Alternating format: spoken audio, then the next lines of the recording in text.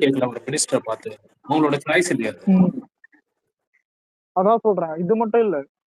அதான் எல்லாமே டிஎம்கே ஆளுங்க தான் போட்டு ஒப்பாரி வச்சுக்கின்னு இவனுங்க மெயின் மேட்டர் என்னன்னா, எந்தெந்த தொகுதியில வந்துட்டு டிஎம்கே கோர்ட்டுன்னு இருந்ததோ அந்தந்த தொகுதியெல்லாம் இப்போ வந்துட்டு டிவிகே கோர்ட்டுன்னு மாறின பிறகு அந்தந்த தொகுதியில இருக்கிற இப்ப இருக்கிற டிவிகே எம்எல்ஏ போட்டு ட்ரால் பண்றானுங்க, திட்டுறானுங்க. ஏன் இப்போ இன்னொருத்தவங்க கூட குடிச்சிட்டு போயிட்டு இந்த டிரான்ஸ்போர்ட் மினிஸ்டர் அவரு போய் அவர்கிட்ட போய் பேசி இது பண்ணியிருந்தான். அவனே ஒரு டிஎம்கே காரன். இவங்க தீர்மா மாட்டிக்கிறானுங்க இவனுங்க. அதான் பிரச்சனை.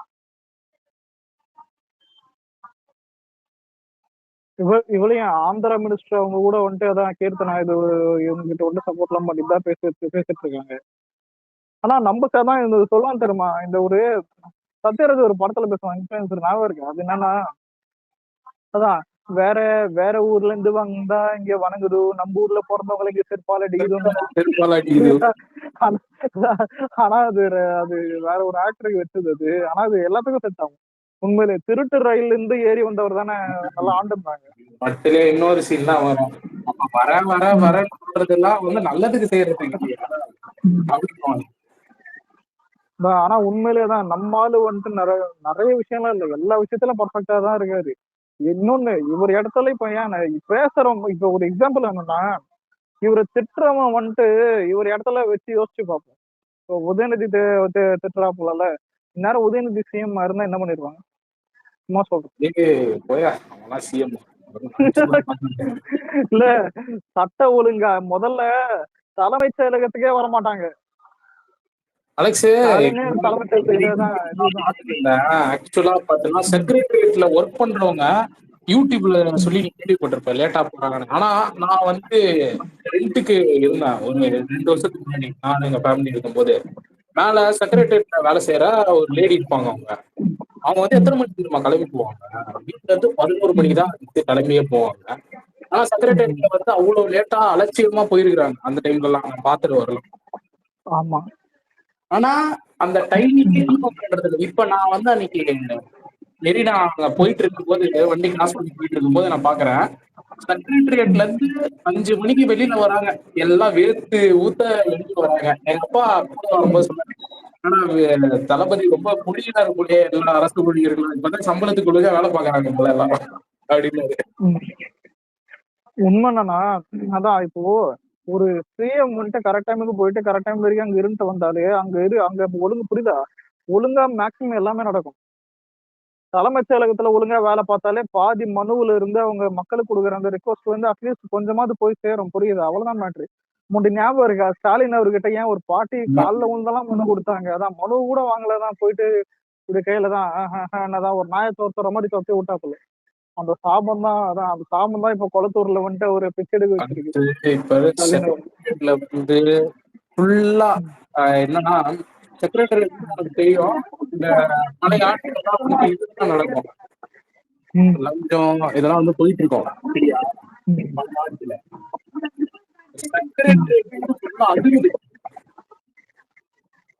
என்ன ஆயிடுச்சுன்னா இல்ல காலங்கலிகளாகி போச்சுன்ற மாதிரி சட்ட ஒழுங்கை பத்தி திமுக காரன் பேசுறான், டிரான்ஸ்போர்ட் நடக்கிற ஒழுங்கினை பத்தி திமுக காரன் பேசுறான், இவளையும் குழந்தைகள் பாதுகாப்பு பத்தி திமுக காரன் பேசுறான்.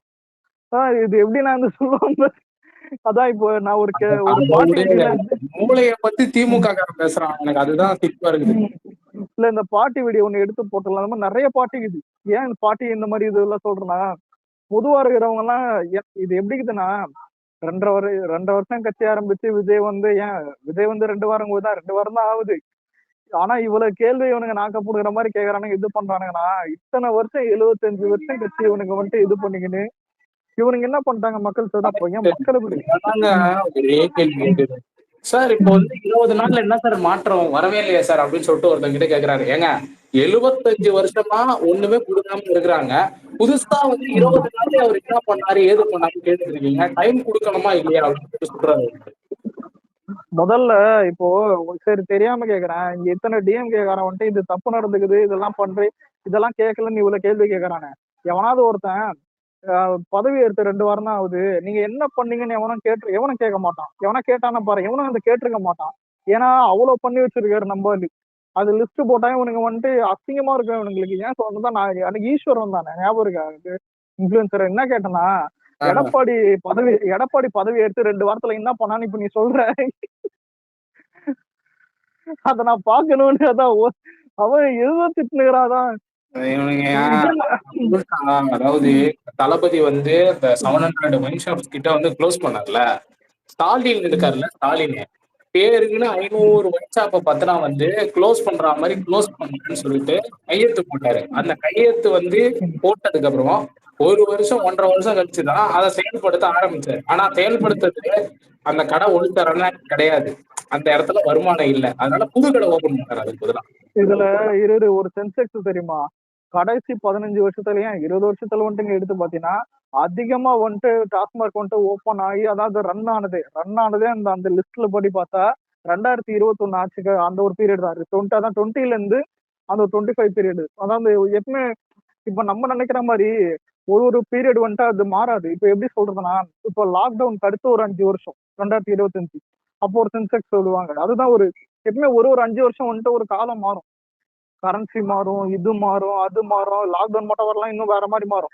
ஆனா அப்படி மாறும்போது தான் ஒண்ணு எடுத்து பார்த்தா டாஸ்மார்க் அதிகமா ஓபன் பண்ணது யாருன்னு பார்த்தா ஸ்டாலின் தான். அதான் உங்க அண்ணன் உங்க ஸ்டாலின். அதான் எனக்கு ஆனா ஆனா ஆனா ஒரு வீடியோ வந்து பார்த்தேன். அங்கிள் விக்கி வைக்கிறதுக்கு முன்னாடி அது வந்து பூரண மதுவிலக்கு அமல்படுத்தப்படும் அப்படி விக்கி வைக்கிறதுக்கு முன்னாடி. யார் இவரா? சரி. இல்ல எல்லாரும் ஒரு வீடியோ வாங்க இல்ல எல்லாரும் ஒரு வீடியோ பாத்திருப்பீங்களா? குழுபுரம் பாத்திருப்பாருன்னா, நான் தளபதி பதவி ஏற்றுட்டு அங்க தலைமைச் செயலுக்கு போறதுன்னு ருக்கோ என்னன்னு பார்த்தா என்னடா கையோட வருது பேச்சு ஒர்க். என்னடா இத்தனை டாஸ்மார்க் இருக்கு பேச்சு ஒர்க். அதான் எல்லாம் பூரா பேட்ச் ஒர்க் பண்ணி வச்சிருக்கிறாங்க அலெக்ஸ். இங்க இவங்க பெண்ணியன்னு பேசுறாங்களே, கடந்த ஒரு நாளா அவங்க டிஎல்ல பாருங்க, நம்மளோட யங்கஸ்ட் அமைச்சர் வந்து விருதை மகள் கீர்த்தனா இருக்காங்கல்ல, அவங்க வந்து தமிழ்நாட்டுக்கு முதலீடு அதிகரிக்க வேண்டும் அப்படின்னு சொல்லிட்டு சில திட்டங்களை சிஎம் விஜய் கொண்டு வந்தது அவங்க பேசுறாங்க. அந்த அம்மா பேசின பேச்சுல ஏதாவது கருத்தியல் ரீதியா ஒரு முரண் இருந்தா பரவாயில்ல. அந்த அம்மா முதலே பேசின அலெக்ஸ் கிட்ட அது என்ன இது ஆடையா அணிந்து இருக்காங்க, எப்படி வந்து அவங்களோட ஃபேஷன் இருக்குது, இதுவா அவங்க பெண்ணியம்? இதையே நாங்க திருப்பி எப்ப தெரியுமா பார்த்தோம்? நீங்க Vilathikulam rape victim, Kovai rape victim, Anna university rape victim, இவங்களை ஷேம் பண்ணீங்க. அதாவது பெண்களை பார்த்து அவங்களோட உடை ஆடை, அவங்க எங்க போறாங்க எங்க வராங்க என்ன நேரத்துல வராங்க, நீங்கெல்லாம் வந்து முற்போக்கியம் பேசுறீங்களா தாவேகாவை பார்த்து? விருதை மகள் கீர்த்தனா அவங்க வந்து 7 டே விண்டோ கொண்டு வந்திருக்காங்க. எனக்கு புரியல. ஒரு அமைச்சர்ன்ற மரியாதை கூட இல்லாம அவங்களே நீங்க இந்த மாதிரி வந்து கேவலமா அந்த மாதிரி வந்து சித்தரிச்சு இந்த மாதிரி கமெண்ட் பண்றீங்க, இந்த மாதிரி பேசுறீங்க. அப்ப நீங்க எப்படி மக்களுக்கு நீங்க நல்லது செய்வீங்க அப்படின்னு சொல்லிட்டு வாயில வந்து குளுத்துக்கிறீங்க.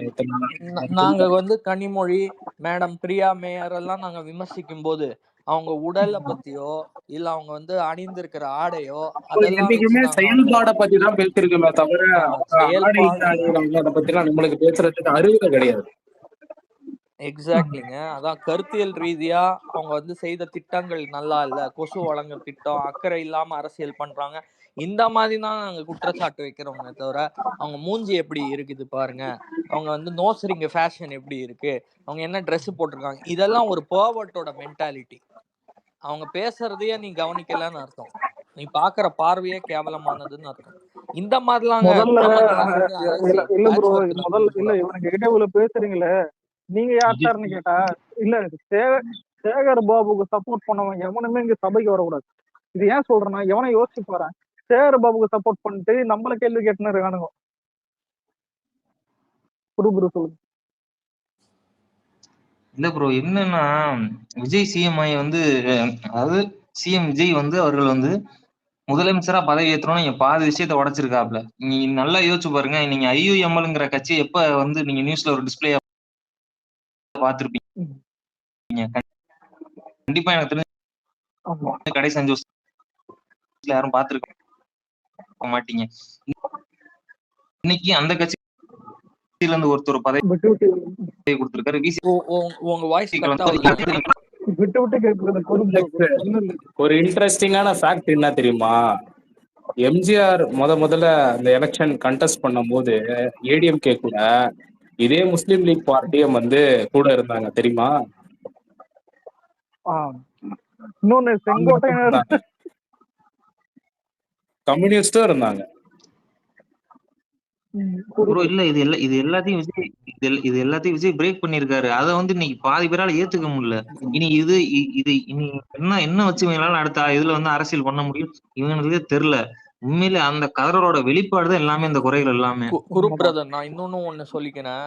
இங்க 75 வருஷம் கட்சின்னு சொன்னவங்க இவங்களோட வரலாறு எடுத்து பார்த்தீங்கன்னா பொது தொகுதியில தலித்திய மக்களை நிப்பாட்டினதே கிடையாது. ஓகே, சமூக நீதின்னு சொல்லிட்டு யார் ரொம்ப விளிம்பு நிலையில இருக்காங்களோ, யார் அடித்தட்டுல இருக்காங்களோ, அதே மாதிரி இவங்கெல்லாம் எல்லா விருப்ப மனுவும் வாங்கிட்டு கண் தொடைப்பா ஒரு நேர்காணல் நடத்தி வருவாங்க. ஆனா இந்த திமுகவோட டிக்கெட் கொடுக்கற நேர்காணல்லாம் நீங்க பாத்தீங்கன்னு ஏற்கனவே அமைச்சரா இருந்தவங்க அவங்களோட மகனோ மகளுக்கோ தான் சீட்டு கொடுப்பாங்க. இந்த என்ன மாதிரி கொடுமைன்னா, நேர்காணல் எடுத்தவரு ஃபெயில் ஆயிட்டாரு, நேர்காணலுக்கு வந்தவங்க கூட பாஸ் ஆயிட்டாங்க. அதான் இன்டர்வியூவர் கம்பெனியை விட்டு லே ஆஃப் ப்ரோ ஆயிட்டாரு. ஒண்ணுமே இல்ல. கடைசி ரெண்டு நாள்ல விசிகாவை பத்தி வர்ற வார்த்தைகள் எல்லாம் பாத்தீங்களா? எவ்வளவு ஒரு மனுஷன் கூட மதிக்காம எவ்வளவு உச்சகட்டமான, அவங்க எப்படி எதாவது ஒரு வார்த்தை பேச முடியுமோ பண்ணி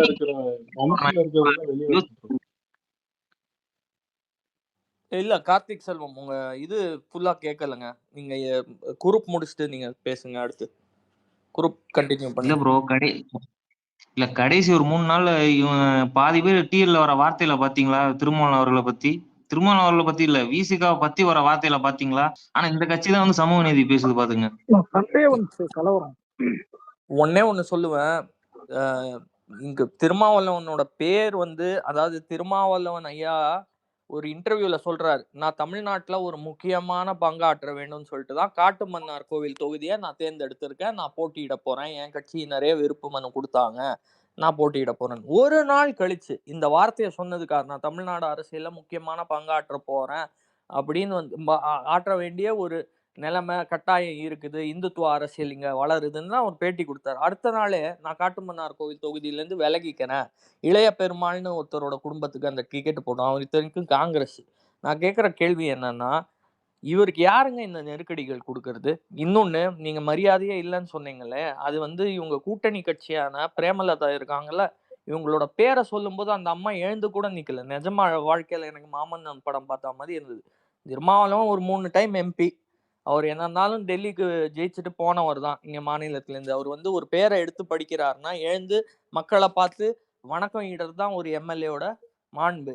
அதை கூட பண்ணாம நீங்க வந்து உங்க சீட்டுலயே நின்று உக்காந்துக்கிட்டு இங்க அங்க திமிரா பாக்குறீங்க. இதுவே நீங்க அவருக்கு கொடுக்குற மரியாதை தான். நாங்க சோஃபா எதுக்கு அமிச்சோம் தெரியுமா? இத்தனை நாளா பிளாஸ்டிக் சேரு, இனிமே கிடையாது உங்களுக்கு சரியான சம மரியாதை அப்படின்னு தான் நாங்க சொல்றோம். எங்களை இவ்வளவு விமர்சிச்ச வன்னி அரசு இன்னைக்கு அமைச்சரா ஏத்தி அழகு பார்த்துருக்கோம்.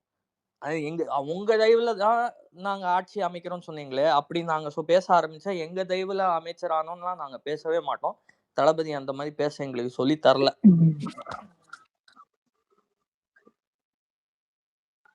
ஆனா இவ்வளவு முஸ்லிம்ஸ் இவ்வளவு தலித்துக்கு வந்துட்டு யாரும் கொடுக்க மாட்டாங்க. அது டிஎம்கேயால வந்துட்டு அதை ஒத்துக்க முடியல. ஏன் எவனாவது வந்து சொல்லு, என்னால கொடு, எங்களை எங்க ஆட்சியில கொடுத்துருக்கோம். 75 வருஷம் என்ன பண்ணிருக்கீங்க? அதான் 75 வருஷம் ஆட்சியில எத்தனை வாட்டி கொடுத்துருக்கோம்? எத்தனை கொடுத்து பெரும் உதாரணம் திருப்பரங்குன்றம். சில பேர் நியாயமா விஜய்க்கு சப்போர்ட் பண்றாங்க. டிஎம்கேல இருந்து இத்தனை வருஷம் பண்ணாத ஒரு பெரிய விஜய் உடைச்சு. இல்ல, முஸ்லிம் சமுதாயம் பாயிண்ட் ரொம்ப ரொம்ப உண்மை. ஏன்னா 15 டிக்கெட் வந்து எப்பவுமே தமிழ்நாடோட வரலாறுல திமுகவும் சரி அதிமுகவும் சரி யாருமே அவ்வளவு டிக்கெட் கொடுத்தது இல்ல பிரதிநிதித்துவம். அதை தாண்டி திருப்பரங்குன்றத்துல நாங்க உங்க 2 பேரையுமே ஒரு டேஷா மதிக்கலன்னு சொல்லிட்டு அங்க இருக்கிற முஸ்லிம் மக்கள் வந்து சிடிஆர் நிர்மல்குமார் கிட்ட சொல்றாங்க, சார் இவங்க வந்து எங்களை மத ரீதியா பிரிக்க பாக்குறாங்க, எங்களுக்கெல்லாம் இங்க அடிப்படை வசதிகளே இல்ல, அதை எங்களை பார்த்தா முஸ்லீமை பார்த்தாலே உங்க மதம் எங்க மதம் அப்படின்னு எங்களை மதத்துக்குள்ள சுருக்கிடுறாங்க. எங்களோட கோரிக்கைகளை மதத்துக்குள்ள சுருக்கிடுறாங்க. சொல்லுங்க. இல்ல ப்ரோ, ஒண்ணுமே இல்ல. கடைசி ஒரு 5 நாள்ல பாத்தீங்கன்னா தமிழ்நாடு பாதி இடத்துல நீங்க பாக்கலாம் விசிகா வந்து விஜய் போட்டோ இல்லாத பேனரே கிடையாது. அவ்வளவு நன்றி வச்சு, அவ்வளவு நன்றி செலுத்தி விஜய்க்கு வந்து அவ்வளவு பேனர் வச்சிருக்காங்க. சொன்னதை செஞ்சவருங்க. விக்கிரவாண்டி மாநாட்டுல ஆட்சியிலையும் அதிகாரத்திலையும் பங்கு உண்டு, எங்களை நம்பி வருவாங்க இல்லையா, அவங்களையும் நாங்க வந்து அரவணைத்து செல்ல வேணாமா அப்படின்னு வந்து விக்கிரவாண்டி மாநாட்டுல சொன்னதை செஞ்சாருங்க. அதாவது நீங்க சொன்னாங்களே செஞ்சாங்களான்னு அவர் போயிட்டு உங்களோட நிறைவேற்றாத கோரிக்கைகளை எடுத்து எடுத்து ஒவ்வொரு மாவட்டத்திலையும் பேசினாரு. ஆனா அவர் சொன்னதையும் செஞ்சாரு, சொல்லாததையும் செஞ்சாரு. அதுதான் நீங்க எத்தனை பேருக்கு தெரியும், கவின் ஆணவ படுகொலையில இறந்தவன் இன்னைக்கு அவங்க குடும்பத்துல இருந்து பெரியம்மா அவங்க எம்எல்ஏ ஆயிருக்காங்க. ஒரு கர்ப்ப பெண் எம்எல்ஏ ஆனாங்க. எந்த அரசியல் பின்புலமும் இல்லாத ஃபேமிலிஸ் எத்தனையோ பேரு அவங்க எல்லாம் சட்டசபைக்கு வரும்போதே தெரியுது. அவங்க எல்லாம் சாதாரண மிடில் கிளாஸ். டிவி.கே. ரமேஷ் எல்லாம் எல்லாருக்குமே ப்ரோ தெரியும். ப்ரோ அததானே ஏத்துக்க முடியல. இவனுங்க எல்லாம் எம்எல்ஏனா ஏன்டா அப்ப நீங்க எல்லாம் ஆக்ஸ்போர்ட்ல படிச்சுட்டு வந்தீங்களா உட்காந்துட்டு எம்எல்ஏ பிரகாஷ் ஆகிறதுக்கு ராஜோட இத்தனை எலிட்டிசம் தான் திமுகல இருக்குது. ஏன் ஒரு டிரைவரோட மகன் எம்எல்ஏ ஆகுமா? ஏன் ஒரு சிஎம்மோட மகன் வந்து துணை முதலமைச்சர் ஆயிடுமா? அது மட்டும் ஆகலாமா? ஆனா ஒரு டிரைவரோட மகன், ஆமாயா டிரைவரோட மகன் தான். இப்ப என்ன, ராயபுரம் எம்எல்ஏ விஜய் தாமும் அவர் ஒரு ஆட்டோ ஓட்டுநர் தான். எத்தனை அந்த வர்க்கத்து மக்களை நீங்க ஏத்துனீங்க? உழைக்கும் வர்க்கத்தின் கட்சி திமுகன்னு சொல்லிட்டு கோட்டைன்னு சொன்னீங்களே, நீங்க எல்லாரும் எலைட் ஆயிட்டாங்க. அதுதான் உண்மை. உங்க கார்ல இருந்து இறங்கி கூட ஒரு மனுவை உங்களால ஏத்துக்க முடியல. சாதாரண ஒரு பாட்டி வந்து துரைமுருக கார் பக்கத்துல நிக்கிறாங்க. அவர் வந்து இறங்கி கூட வந்து அந்த மனுவை எடுத்துக்கல. அவ்வளவு எலைட் ஆயிட்டாங்க. இவங்க விமர்சிக்கிறவங்க எல்லாம் ஒரு வருஷத்துல இவங்களுக்கு என்ன தெரியுமா பொறாமை, என்ன தெரியுமா காண்டு, என்ன வைத்தெரிச்சல்னா, அவ்வளவுதான் நம்ம இங்க வந்துட்டோம். புதுசா நிரந்தரமா இங்க ஒரு அரசியல் கட்சி உருவெடுத்து வந்துருச்சு. அது அவங்களால சகிக்க முடியல, தாங்க முடியல. அதோட காண்டு தான். நமக்கு நிர்வாகம் தெரியல அது மட்டும் இல்ல ப்ரோ.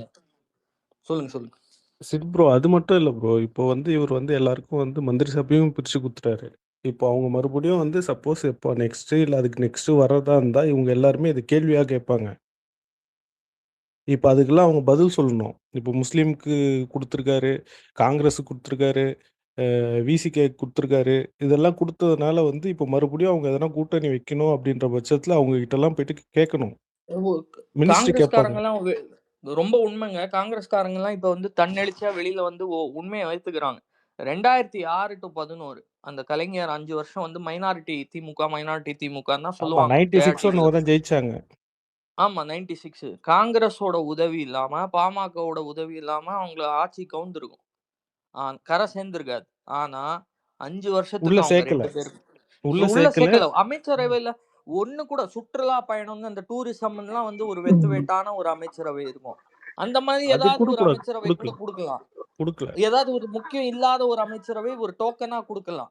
அது கூட இப்போ இவங்க 6 மாசம் டைம் கொடுக்குறேன்னு சொல்லிட்டு இப்ப கதறிட்டு இருக்கிறதுக்கு ரீசனே இதுதான் ப்ரோ. இப்போ இதெல்லாம் கொடுத்து பழக்கம் பண்ணிடுறாரு இவரு. இப்ப நெக்ஸ்ட்னா வந்து நம்மளுக்கு 1008 குறைச்சல் வரும்.